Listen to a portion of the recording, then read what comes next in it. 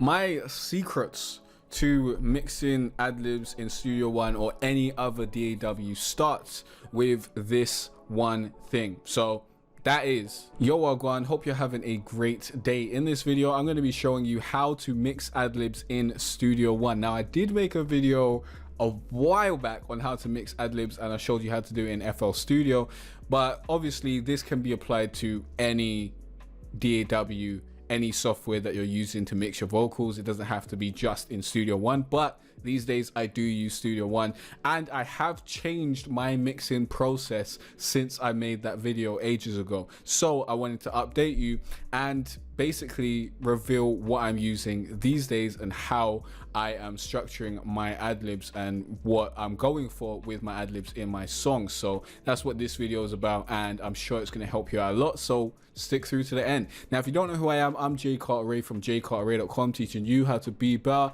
at music, online business and online marketing. This is the #1 spot for musicians and creatives that don't want to be starving artists. So if that sounds like you, click on that subscribe button, check out the rest of the content on the channel because you will love it here, guaranteed. Now my question of the day is, what is your favorite plugin for mixing ad-libs? Okay, and let me give you a second question of the day because I just thought of it and I thought this would be a good question. Second question of the day, you can answer either one or answer both. That will give you a lot of stars in my book. But the second question of the day is, what function do your ad-libs have in your song? Do you want your ad-libs to be super loud and in your face, or do you want them to be in the back and subtle? Let me know. Do you want your ad-libs to be in your face or subtle? Let me know in that comment section down below. So let's get straight into this. Now I'm gonna have to open up Studio One. I did do that beforehand, but then I changed over the audio device and all that sort of stuff, so Studio One was like, wow, I'm gonna crash. So give me a sec. When this opens up, I'm going to be right back. Okay, here we are, open and ready to go. Now, first of all, like, this is my ad-lib track. I don't use many ad-libs in my songs. The way I use my ad-libs is I'll use them sparingly in parts that just feel right to me, as well as I like to use them to transition in certain parts when there is some dead air going on in the song. For example, let me show you, there's a transition over here. Let me quickly play this back.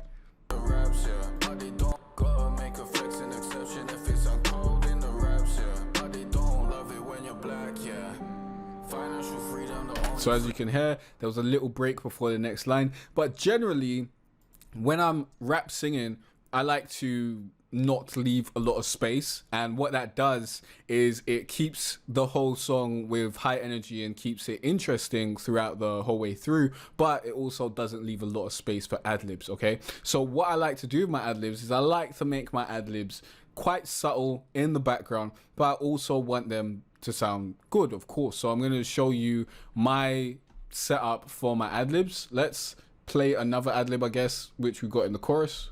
Yeah.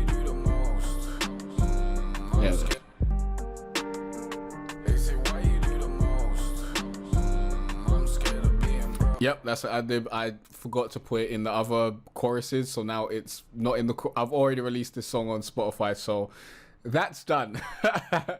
But yeah, we just didn't have it in the other choruses, which is perfectly fine to just have it in the first one. Here's another ad-lib.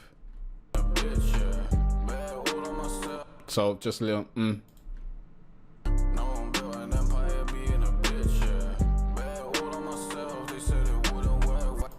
and another.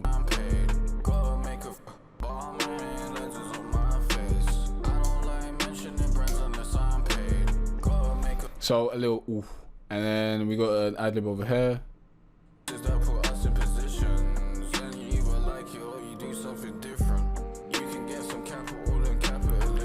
Those are my ad-libs, yeah? Not a lot. I could have probably showed you another song with more ad-libs, but not necessary. This is the latest song that I just put out called 100. You can go listen to it on Spotify. Just search for Jay Carteret 100 on Spotify and you can listen to the full thing, okay?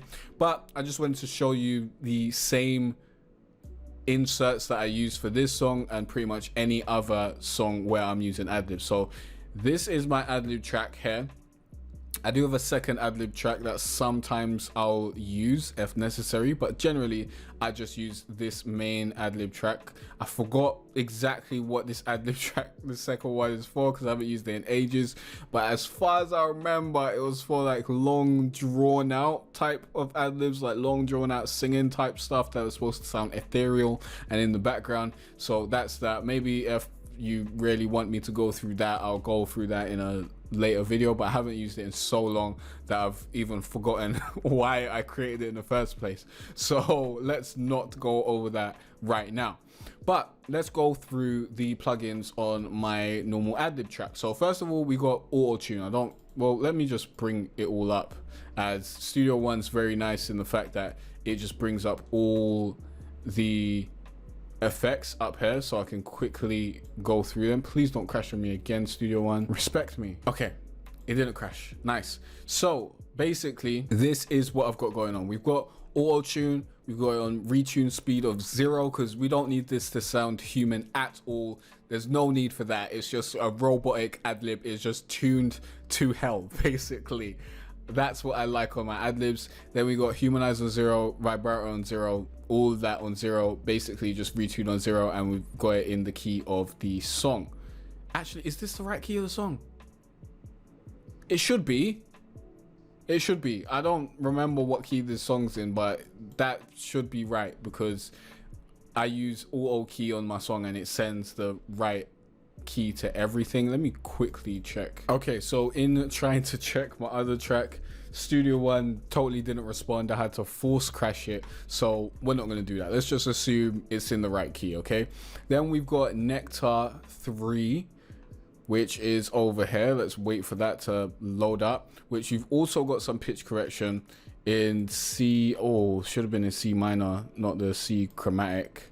But I don't have correction turned on, so that's fine. Yeah, it didn't really matter with that. Not really using the pitch correction from here, but I am using the gate to stop low level sounds coming through and whatnot. These are my gate settings.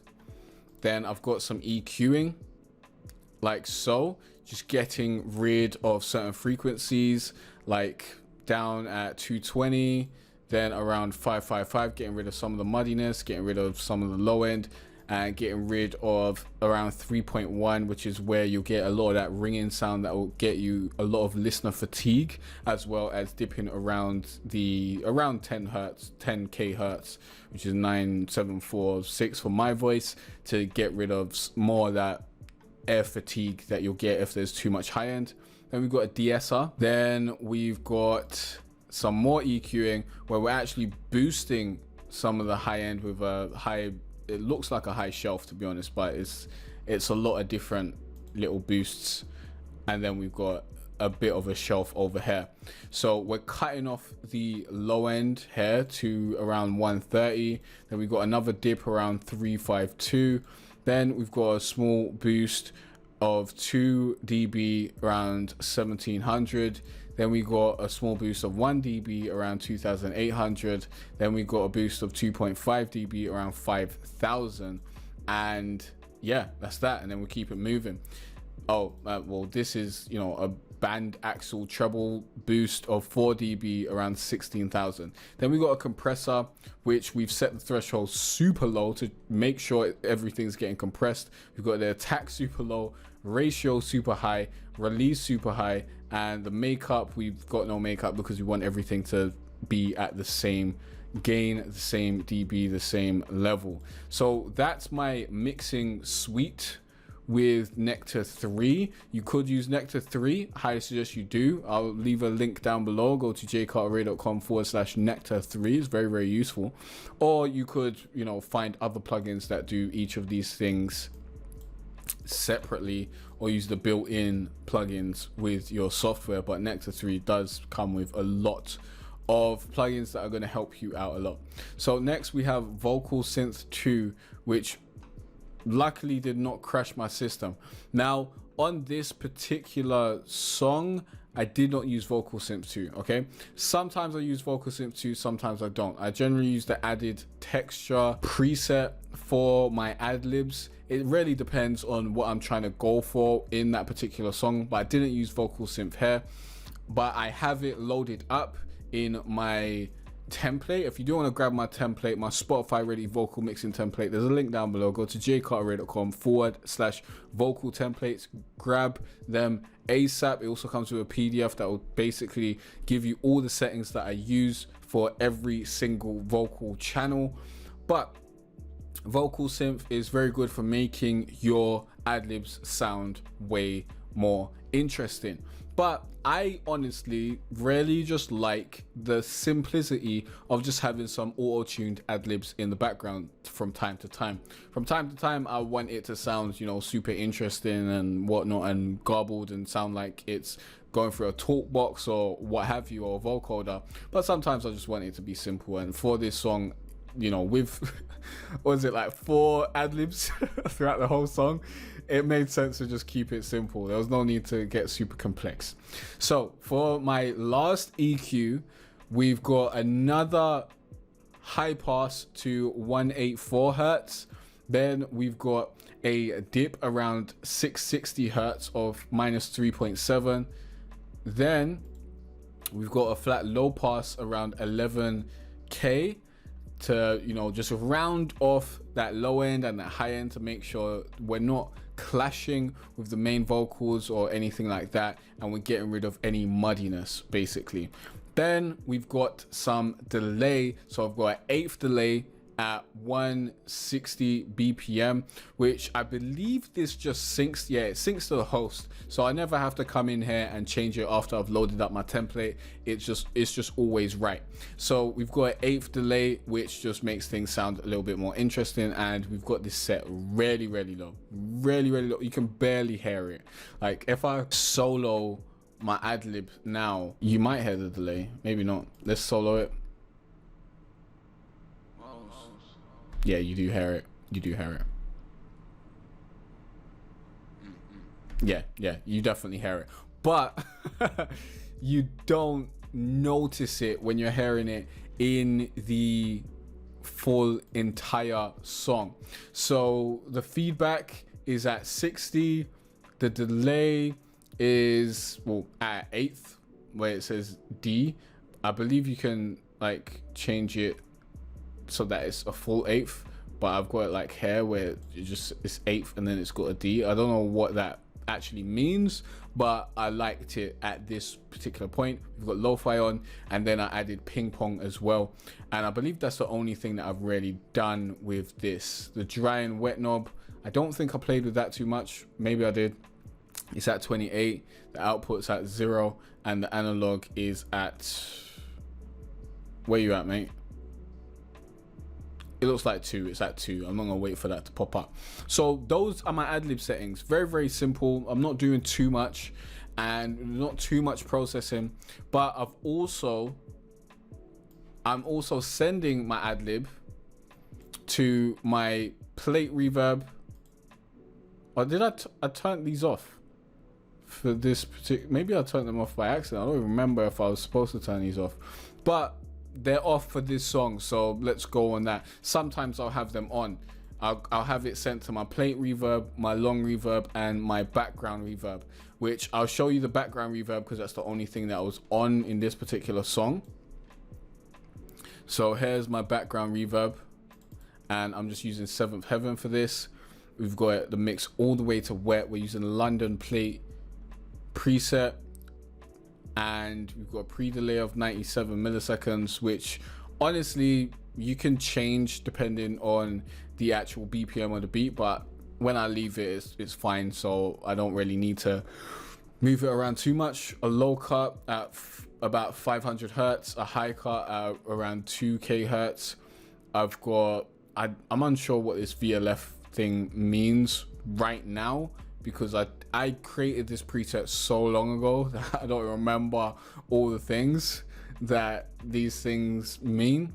but these are my settings basically, and there's an equalizer after that to basically get rid of the low end and get rid of the high end of the reverb, so it doesn't get in the way of everything else. But as I said before, if you want to grab this template and you want to see all the settings that I use for my vocals, go to jcarteray.com/vocal templates, grab the template. It's going to come with a PDF that shows you everything that every different setting that I use for all these plugins. So you can use the same plugins that I use, which I highly suggest, or you can use plugins that you want to use and just apply the same settings, and simply the PDF is worth the price of admission. The whole template just makes everything more convenient and easier, so every time you start up your track, everything already sounds great. It's already Spotify ready, and your vocals are half mixed before you even get to the mixing stage. So definitely grab that link down below. And that's how to mix your ad-libs in Studio One using super fast and simple. Now, if you got any questions or any other tutorials you want me to make, please let me know in the comment section down below. In the next video, you'll learn more about music, online business, and online marketing. I'll see you there. Peace out.